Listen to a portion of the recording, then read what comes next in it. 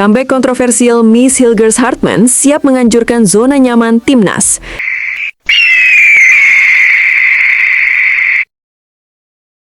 Comeback di era John Hartman bukan sekedar cerita biasa. Ini ledakan yang mulai mengguncang fondasi skuad Garuda. Miss Hilgers kembali dipanggil, dan itu langsung memicu gelombang perdebatan panas jelang FIFA Matchday. Di saat yang sama, jadwal Indonesia versus Oman bocor ke publik, seolah menapar PSSI yang masih belum juga bicara terang-terangan.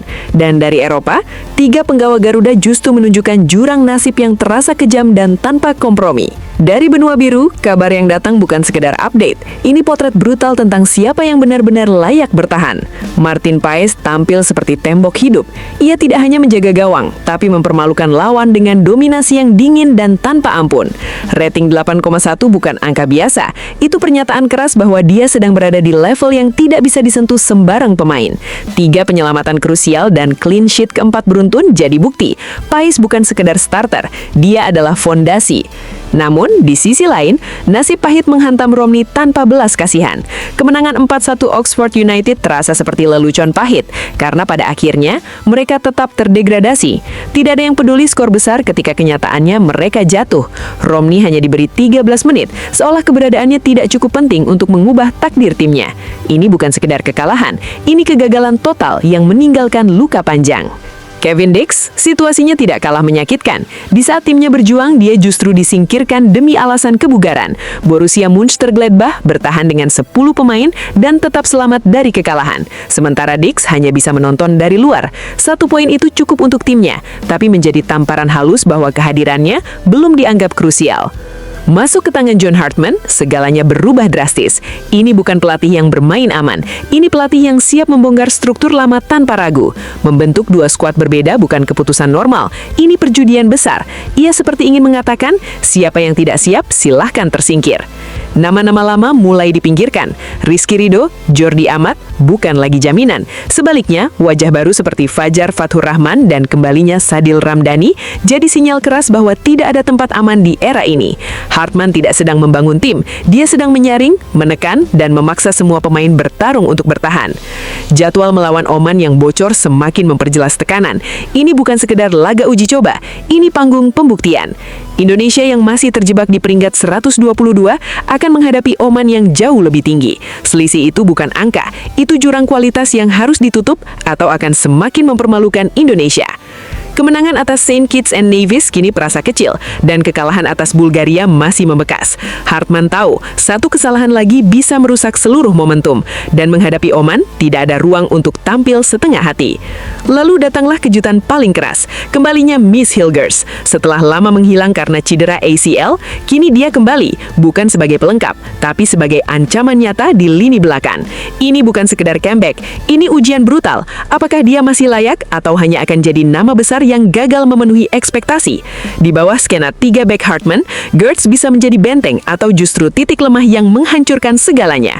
Berduet dengan J.E. Zes dan Justin Hubner, atau bahkan Kevin Dix, dia dituntut tampil tanpa celah. Tidak ada toleransi, tidak ada waktu adaptasi. 3 laga terakhir di klub akan menjadi penentu, bukan sekedar soal performa, tapi juga soal harga diri. Jika dia gagal, publik tidak akan memaafkan. Jika dia berhasil, dia akan menjadi simbol kebangkitan.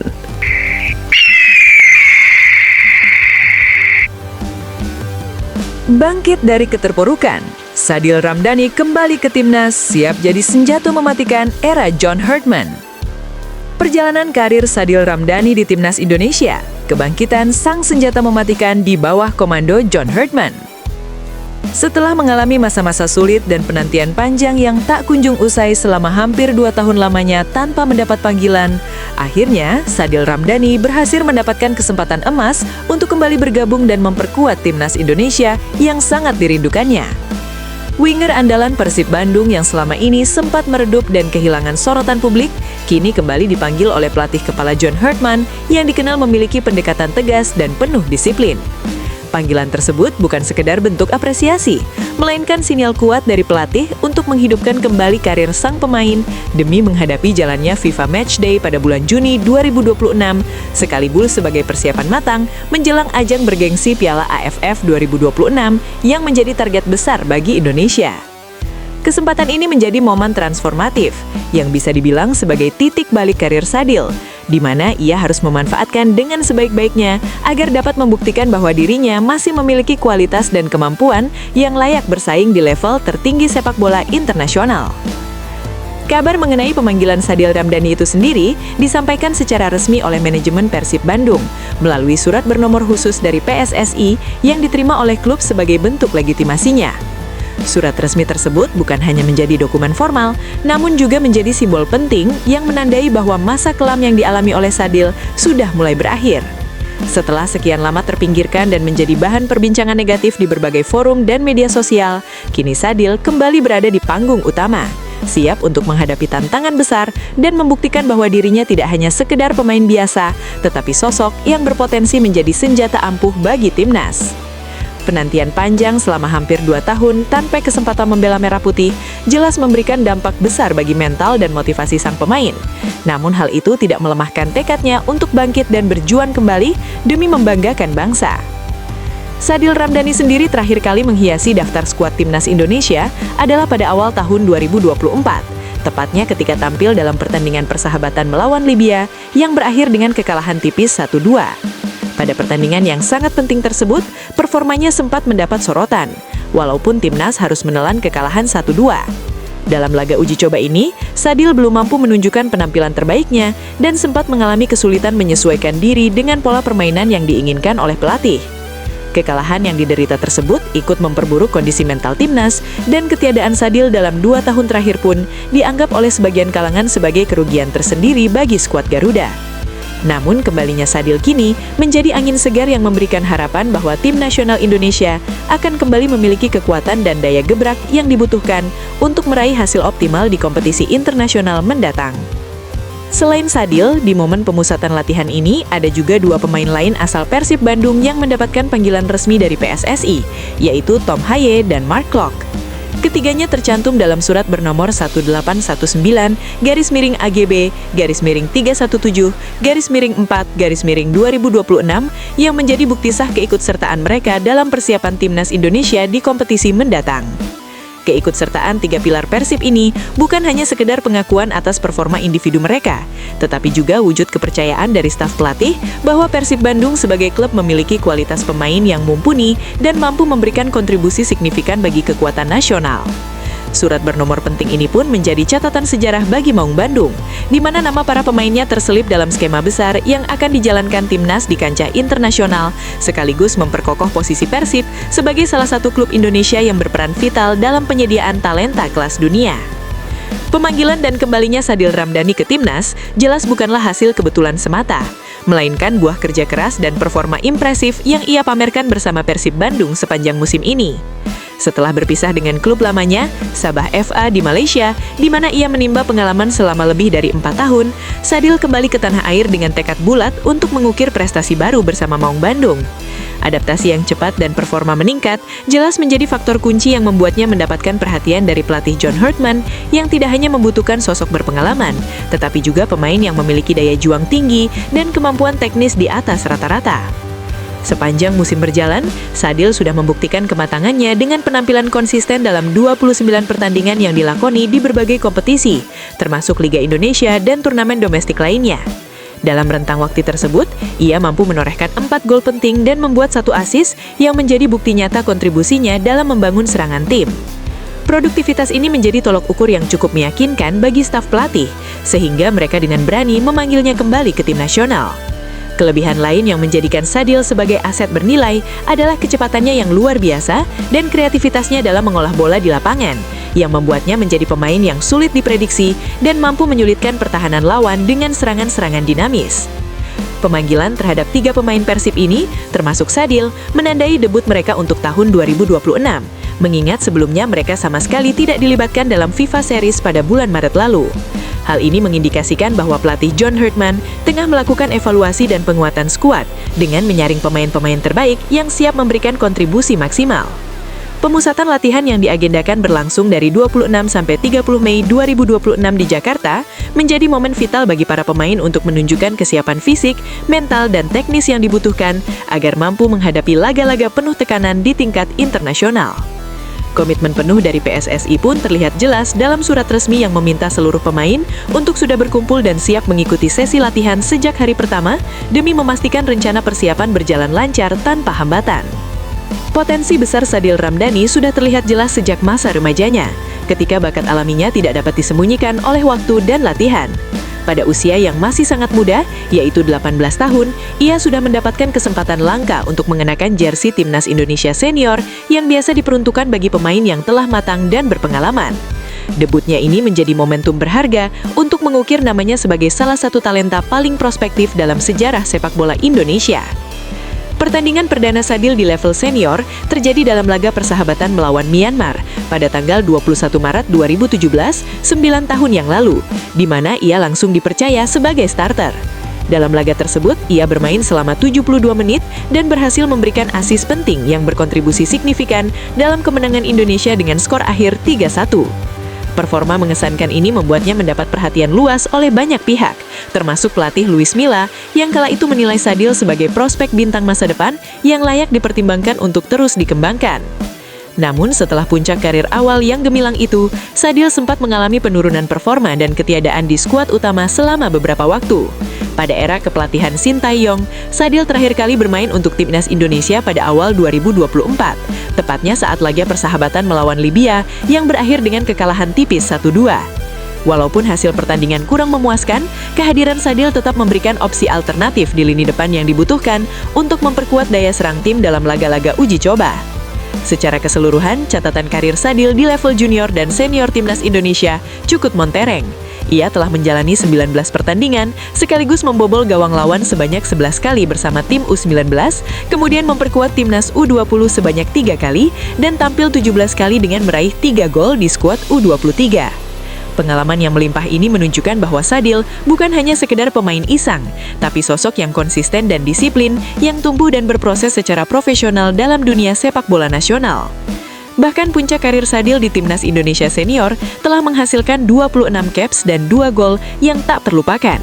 2 gol tersebut terjadi dalam pertandingan melawan Nepal pada 14 Juni 2022 dan Filipina pada 21 November 2023, masing-masing membawa tekanan dan emosi tinggi yang menegaskan kemampuannya untuk memberikan dampak positif saat situasi genting menuntut kontribusi ekstra dari dirinya. Pemain yang sekarang berusia 27 tahun ini dikenal luas sebagai sosok yang beroperasi di sektor sayap dengan gaya bermain yang dinamis dan mampu menjadi masalah besar bagi pertahanan lawan dengan serangan-serangan dinamis.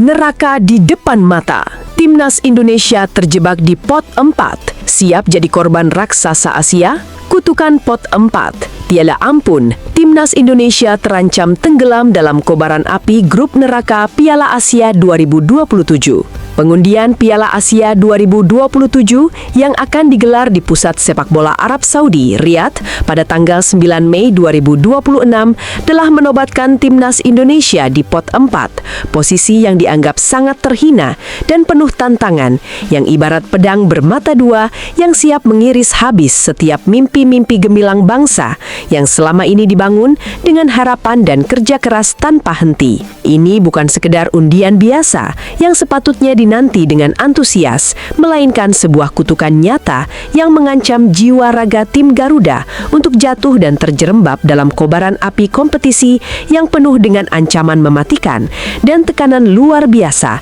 yang tidak pernah mereka rasakan sebelumnya. Dengan peluang besar untuk dijadikan santapan empuk dan kegemaran para raksasa sepak bola Asia dalam grup neraka, Indonesia harus bersiap menghadapi kemungkinan terburuk, yaitu bertempur melawan para raksasa Asia yang sudah tidak asing lagi, seperti Jepang, Iran, Thailand, bahkan Vietnam, pesaing ganas yang telah berkali-kali menumbangkan Indonesia dengan skor dan hasil yang menyakitkan dan menghancurkan kepercayaan diri anak bangsa. Konfederasi Sepak Bola Asia secara resmi dan tanpa kompromi menetapkan jadwal pengundian yang kini akan menjadi ajang penderitaan sekaligus pengujian mental paling berdarah dan dramatis bagi Timnas Indonesia. Pengundian yang akan berlangsung di Riyadh, ibu kota Arab Saudi, yang menjadi saksi bisu dan pusat dinamika keras sejarah sepak bola Asia selama beberapa dekade terakhir, seolah ingin menjerumuskan tim Garuda ke jurang kehancuran yang dalam, sebuah noda hitam yang mampu menggores perjalanan dan sejarah mereka di kompetisi terbesar dan paling bergengsi di benua ini. Tidak ada ruang untuk berharap atas keberuntungan, karena momentum ini akan menandai awal dari ujian brutal yang akan mengaduk-ngaduk jiwa dan fisik setiap atlet merah putih sampai mereka tersungkur di medan tempur yang penuh penderitaan. Momen pengundian ini berlangsung di kawasan bersejarah At-Turaif Distrik Ad-Diriyah yang dikenal sebagai situs warisan dunia UNESCO dan seharusnya menjadi sumber kebanggaan nasional, justru berubah menjadi simbol pahit dan ironi mendalam tentang perjalanan timnas Indonesia saat ini. Di tempat yang syarat akan nilai budaya tinggi itu, Indonesia harus rela dihantui oleh bayang-bayang kegagalan, kekecewaan, dan tekanan gila yang akan membinasakan mental para pemain dan membakar setiap derap langkah mereka dalam menghadapi tantangan dahsyat. Sejarah kelam kegagalan dan kekecewaan sepanjang waktu kini mengancam untuk kembali menyeruak di tengah gemuruh sorak para lawan yang menanti dengan penuh hasrat dan haus darah di babak grup yang sangat menentukan nasib timnas Indonesia. Awalnya, pengundian tersebut dijadwalkan pada tanggal 11 April 2026.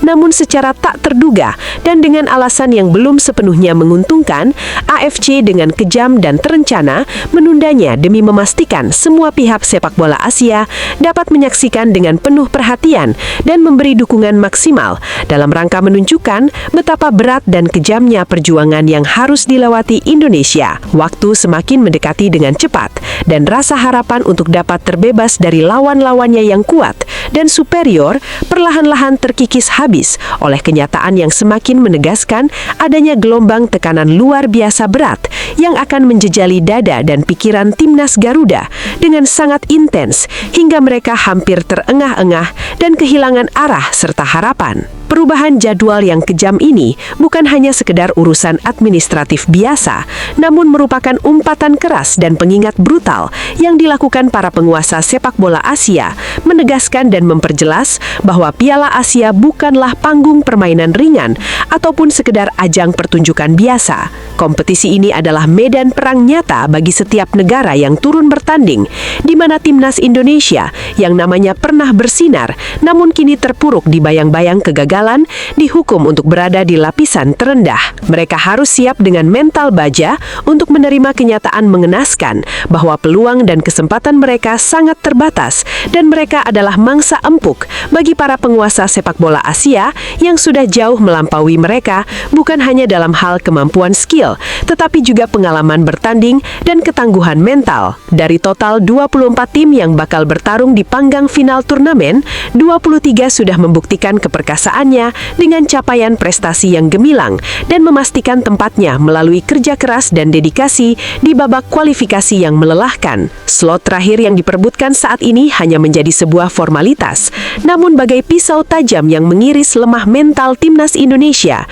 yang terjepit di pot 4, posisi yang memaksa mereka untuk terus merasakan derita, tekanan yang berkali lipat, dan tingginya risiko mental yang harus mereka pikul selama turnamen berlangsung. Perjuangan di atas lapangan hijau tak sekedar soal kecerdikan teknik dan taktik, tetapi juga menjadi perang psikologis yang menakutkan terhadap predator-predator di luar sana yang sudah bertahun-tahun menunggu kesempatan untuk menggilas dan mematikan suara Garuda yang tengah terbang rendah. Dalam pengundian yang akan datang, ke-24 tim tersebut bakal diracik dan dibagi menjadi 6 grup dengan masing-masing terdiri dari 4 tim yang siap saling melumat tanpa rasa belas kasihan dan penuh intrik strategi. Namun bagi timnas Indonesia, ini bukanlah pertandingan biasa yang bisa dijalani dengan santai. Sebaliknya, ini adalah neraka berwujud, sebuah kapal perang yang mengintai setiap laga dengan ancaman dahsyat dan suhu persaingan memuncak. Dari tanggal 7 Januari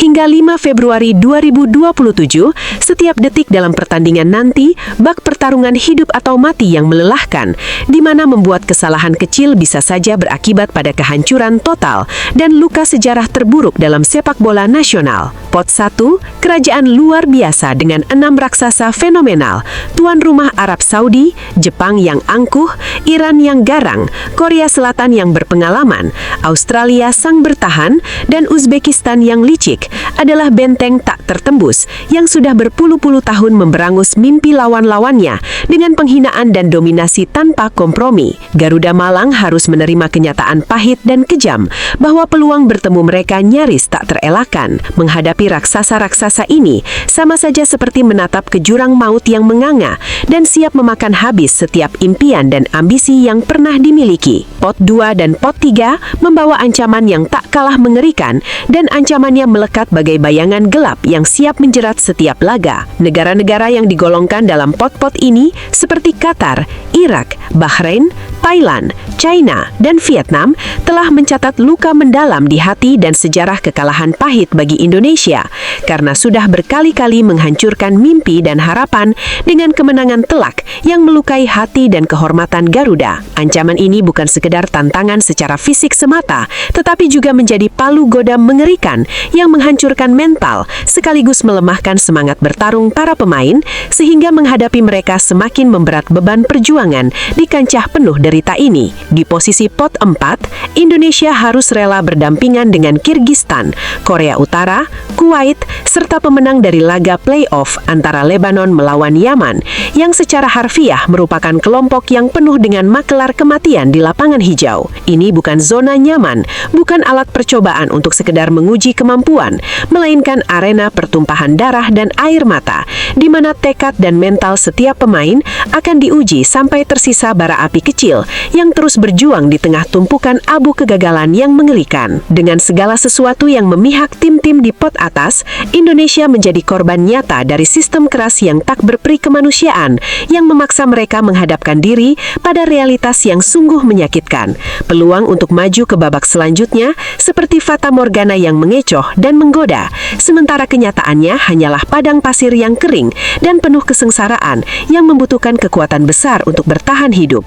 Skuad Garuda harus menggenggam keberanian dan menahan beban psikis yang sangat luar biasa berat dalam menghadapi kekuatan super dan raksasa sepak bola Asia yang siap menggilas semangat juang mereka tanpa ampun. Bayangkan skenario paling buruk dan paling memilukan, berada dalam satu grup yang diisi oleh Jepang yang sombong dan angkuh, Iran yang garang dan tanpa kompromi, serta dua monster Asia Tenggara di sisi lain. Geger, bek andalan dicoret tanpa ampun. Skuad Garuda dipenuhi drama dan keputusan kontroversial. Ketegangan jelang pemusatan latihan timnas Indonesia untuk Piala AFF 2026 kini bukan lagi sekedar meningkat.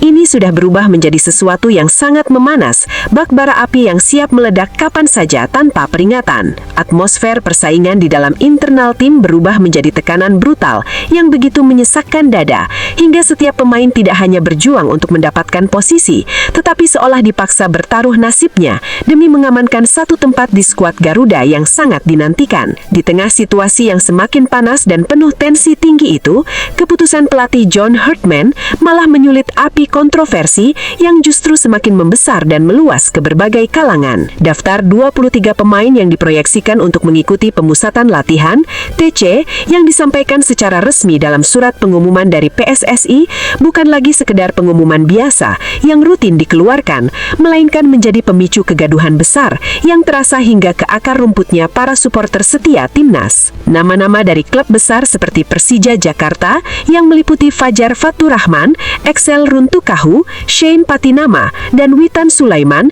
memang masuk dalam daftar tersebut dengan status resmi. Namun sorotan utama dari publik dan media justru datang dari satu nama yang sama sekali tidak ada dalam daftar tersebut, yaitu Rizky Ridho, bek